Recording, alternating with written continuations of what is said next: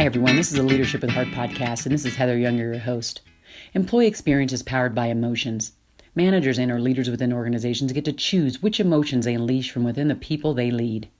Leaders, meaning supervisors or above in an organization, drive much of the positive or negative emotions by their actions or inactions, their words, or what they fail to say.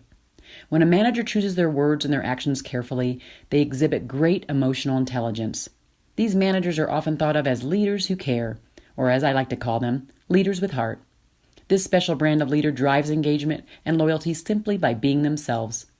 Are these leaders perfect? Absolutely not. It is in their awareness and sharing of some of their imperfections that we realize their brilliance. In this podcast, I ask you to see yourself in the stories my guests tell about times when they were not the best versions of themselves, but how they used their hearts to guide them to a place of deeper connection with their teams and heightened leadership prowess. Enjoy. Hello, everybody. This is Heather with the Leadership with Heart podcast. And today I'm really excited and humbled to have Mike Pritchard on the phone with us today. He came to me actually, or I came to him to discover him through LinkedIn. And as you know, a lot of the people that I have on the show, I've developed a relationship through that medium. And so when I originally saw the stuff that he was putting out there, it's been some years. It was when he was working with Goodwill Industries, and now he's with the CU Foundation as their CFO. And I remember from the beginning when he adopted two young girls from Ethiopia, and just what he posted out on a professional site. And I thought, wow, it takes a lot of courage and heart to do that. And then every time he would post, I would just kind of see them grow up over the years.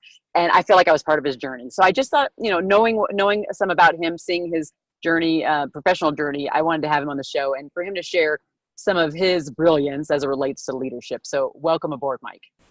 Great. Thanks, Heather. It's great to be here. So where are you right now in your leadership journey?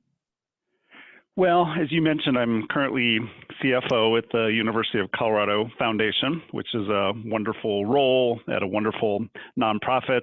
So I think at that macro level from the title, it's a great place to be. I would say maybe at a more micro level, I'm continuing to grow and evolve as a leader. Certainly being CFO, I have to be well-versed in accounting and numbers and FASB and GAAP and enterprise risk management and all the things, important things CFOs do.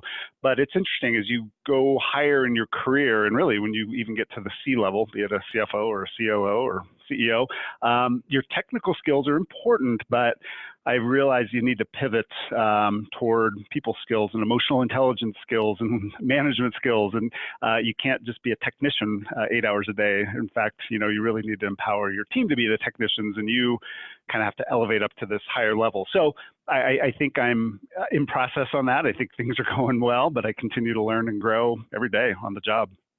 You bring up a really good point. I mean, someone even that's at your level and taking on as much as you do, that this is a journey. It's not something that we land on and boom, we've arrived. It's a journey. And I love just the humility about, I'm kind of a work in progress and I'm okay with that, settling into that idea is great. Well, yeah, a couple things. I think humility is a good thing.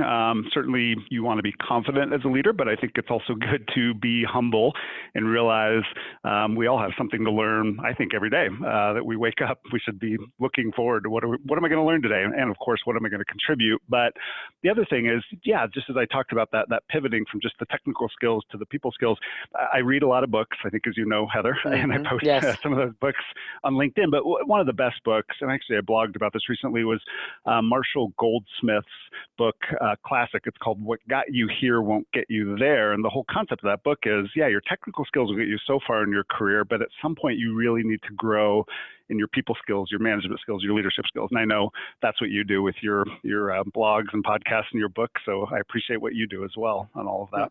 Oh, that's awesome. Thank you. Yeah, I love the fact that I love people who are constant learners. I mean, because I am too. I feel like I'm always evolving, and people will say, well, how is that training you did? Or how is that speaking thing? What, it's so great that you were giving. And I say, I'm going to be honest, I receive just as much. And you know that because you're on the speaking, you've been speaking more lately.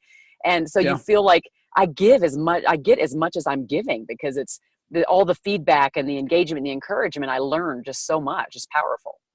Yeah. There's a great quote, something along the lines of "always a student, never a master." And I don't know, Yoda didn't say that, but it sounds like something Yoda might have said.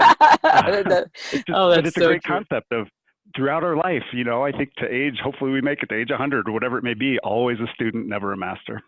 Oh, that's awesome. And I remember meeting you in person the first time, it was just like interesting to see how understated you were. It takes all types to lead, and there are some that are Yep. just like way out there, super dominant, and there's some that are more quiet, and there's some that are kind of right in the middle. And I just think it's interesting after having met you to see that the kind of leader that you are and that kind of quiet presence that when you open your mouth, I know it's brilliance. So. Well, thank you. I don't know about that, but thank you. Thanks. So what is it that actually drives you to lead? Like a lot of times it comes from some place, maybe it was watching our father or a teacher or just something that drives us to lead. What might that be for you? That's a great question. I think just seeing some of my bosses or leaders of organizations that I've worked with over the course of my career, and I go back to Deloitte. I started my career as a CPA and auditor at Deloitte, which is a terrific firm. And the individual that comes to mind is Dave Rooney. I think he's still there as a partner. Dave was a partner back then when I started, and he was running the United Way campaign at Deloitte. And that was really my first introduction even to nonprofits, was connecting with Dave and going on a tour of Urban Peak, the homeless shelter, back in 95, 96. And just watching Dave and not only his, again, technical leadership, he was a great CPA and auditor partner, but he was very involved in the community. He was on the board of Mile High United Way. And yeah, I think that was one of my early mentors that made me realize, yeah, it's great to be very skilled at your job, whatever that is, but how do you also give back to the community?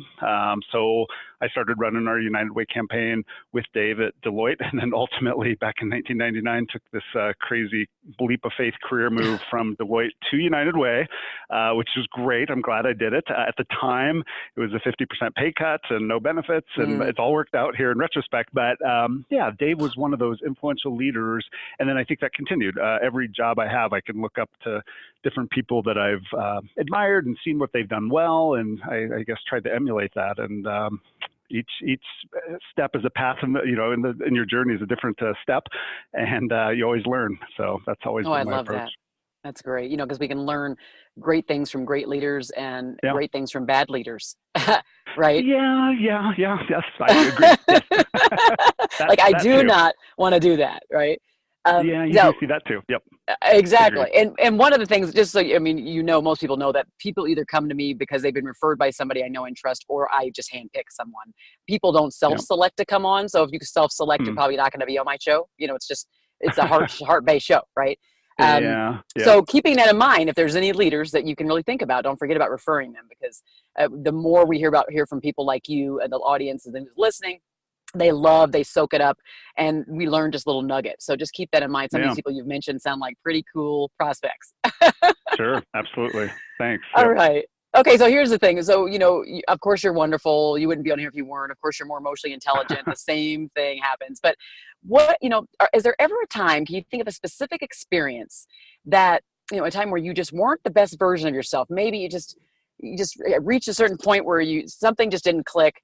So what was that experience? And then how did you come out of that? How did you come out to the place now where you at least are this constant student and you are striving to be more emotionally intelligent? Yeah, well, I don't know if this is a specific time, but I know there are times in my career when I can get stressed, and we all can, of course, and it may be a big project or audit or, various things, new database getting implemented. I think I've found if I'm not careful and I get stressed, I'm then not a great leader at that moment in time. And that could be days and weeks. And so, yeah, I try to catch myself when I see myself getting into that stress mode and, try to somehow refuel, recharge, and it's tough, especially if you're in the midst of a very stressful situation, a big deadline, a big project, whatever the case may be. But I try to intentionally dial myself back and not allow my stress to really affect the rest of the team, because the team knows when you're the leader and you're stressed, everyone else knows it and can be gracious and work around you. But if you stay in that place too long of just perpetual stress, it's not good for you, obviously, for one, but it's not good for your team either. So I think the way I've gotten better at it recently is just recognizing how I'm showing up at work and how I think I'm interfacing with my peers or my folks that work for me. And I just tried to dial back the stress. I think I've gotten better at that over time. I don't know how I've done that necessarily, other than just recognizing it, that stress is not a good place to live in all the time. Occasionally it happens, but don't stay there. Retreat. Can you think of a time like like what happened when you got in a place where you just got angry, can you think of a time where you just either barked at somebody or you just walked around with your face and grimace and didn't talk to anybody? Can you think of a certain time? It's interesting. I'm not somebody that has that anger bent, and of course, all of us have our different things. But so I don't know that I've actually exploded or gotten angry, but more just so stressed and just shut down, and not my normal, collaborative self or optimistic self. Yes. It tends to be around technology projects, new databases. If I look back over my career, those things can just get stressful, and I just don't like being not connected to my team. I think it's so good to just have a good, cordial, connected relationship with your team. And when you're stressed, it's hard to do that well. Oh, that was a beautiful segue, because one of the things I always ask guests is when things do get crazy, you're on big projects, everybody's stressed, we're kind of this tactical mindset. What do you do to reconnect with your team at a deeper level? What are the things that you do? I'd love for the listeners to key in on some of that. Well, one of the things I advocate all the time is weekly meetings. And I talk to a lot of my peers that are CFOs or other people that are in more technical fields. And I think sometimes if you're an accountant or an IT person or, any role really, you sometimes think, I may not need to meet with my team every week. And it could be every couple of weeks or once a month. The risk, I think, is for when I first started at the CU Foundation, I think the team was meeting every other week. And that was okay. But, something would come up, you'd have to cancel a meeting, and then suddenly you're only meeting once a month as a team. So I moved us to a weekly team meeting, and trust me, I'm not somebody that loves meetings. We need to meet, though. It's critical to connect and talk about what's going on and then get out there and do the work. So I don't want us meeting, 8 hours a day once a week. It's 90 minutes once a week.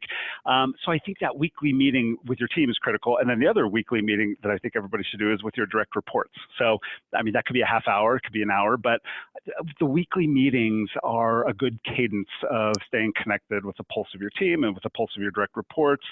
There are some weeks where you've got big board meetings or something's come up and you could defer to another week, but I wouldn't go every 2 or 3 weeks or a month. It just feels too long in terms of connecting one-on-one, especially with your direct reports.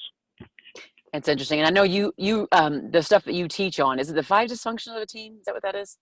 That's Patrick Lencioni. That's a great book, which I love. The 4 disciplines. I know. 4 disciplines of execution. There you go. I knew it was one of them. Well, yeah. They're both great.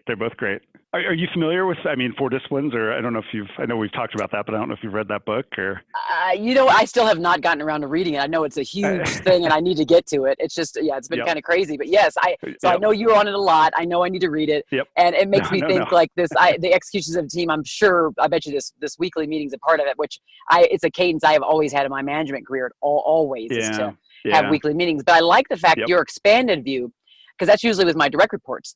I like your expanded view of having, that weekly meeting as much as possible with the expanded team, not just your direct reports. With the full team. Yeah, absolutely. And in fact, that ties into the 4 disciplines of execution. Yeah, I'm a huge fan of that book and that whole framework for strategy and execution. And one of the big disciplines in that book, one of the 4, is a cadence of accountability. And basically the author advocates for weekly meetings around the big goals that you're working on. So I think so often in our business and careers and wherever we work, you set goals, you set, work projects you're going to attack as a team or work on as a team, but if you don't meet weekly, it's so easy for things to slide. And quite frankly, the author talks about this in the book too, is sometimes us humans can be procrastinators. And so if meetings are every 2 weeks or once a month, people will sometimes procrastinate. Whereas if you can get into that rhythm of a weekly team meeting, whatever the case may be, a project, a team, your direct reports, less likelihood of procrastination, and people will kind of stay on top of things a little bit better with those weekly meetings.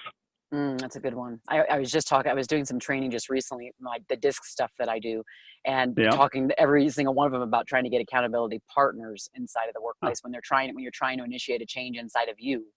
Having someone there that kind of sniffs test it, and they give you good feedback, good or bad or indifferent, but at least it's not just you going, I'll change someday. Right?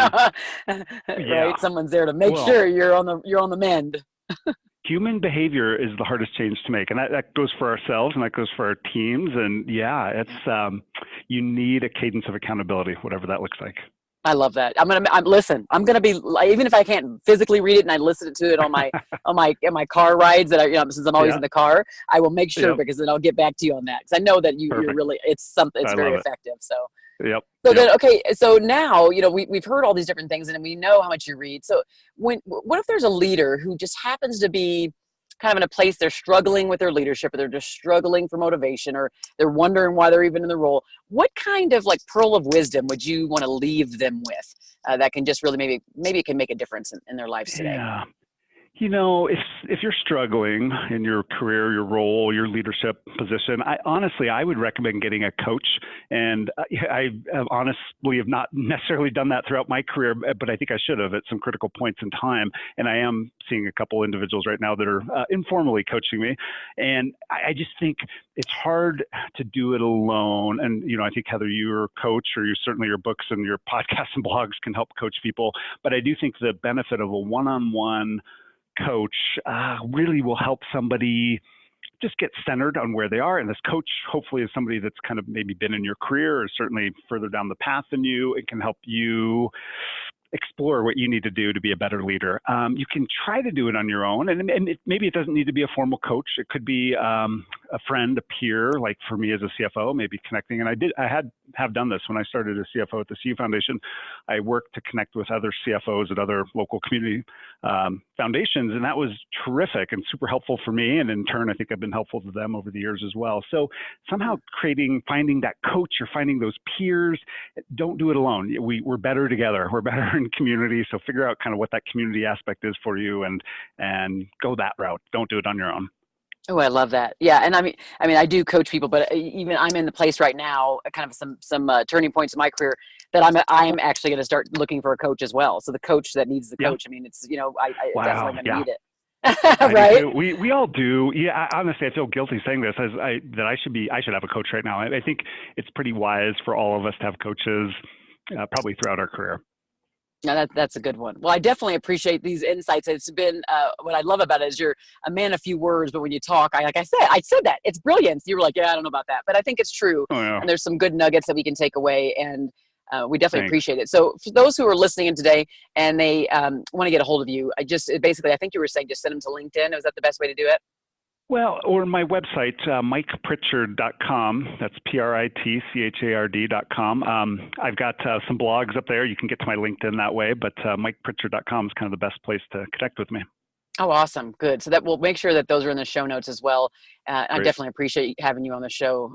I've been waiting. So I'm glad we finally got you there. Hey, and I do read a lot of books, and your book, The 7 Intuitive Laws of Employee Loyalty, I have it right in front of me here. You actually autographed it for me last year. Thank you. I would recommend it. Anybody listening to this, if they have not read your book yet, to read it. It's terrific, super helpful for anybody that's in a leadership or management role. So thank you for writing your book and everything you put into it. It's terrific. Oh, that's awesome. I appreciate it. Listen, I didn't pay him to say that, just an FYI.